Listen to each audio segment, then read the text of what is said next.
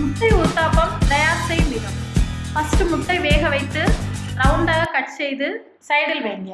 ஒரு பவுலில் மைதா, சிறிதளவு சோடா, உப்பு, பிரெட் பொடி போட்டு மிக்ஸ் பண்ணி வைங்க.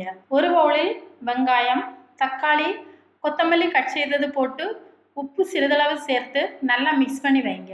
இனி அடுத்து ஒரு பவுலில் பிரெட் பொடி கலந்து வைத்த மிக்சர் எடுத்து பால் ஊற்றி நல்லா மிக்ஸ் பண்ணி இனி ஒரு பேன் சூடாக்கி ஊத்தாப்பம் ஊற்றி கோழி முட்டை கட் செய்த பீசஸ் மேலே வைத்து இதே மாதிரி தக்காளி, வெங்காயம் எல்லாம் மிக்ஸ் பண்ணி போட்டு தேவைப்பட்டால் வெண்ணெய் போட்டு வேக வைத்து நல்லா வெந்தவுடன் அடுத்த சைடு திருப்பி போட்டு வெந்தவுடன் எடுத்து டேஸ்ட் பண்ணி பாருங்கள்.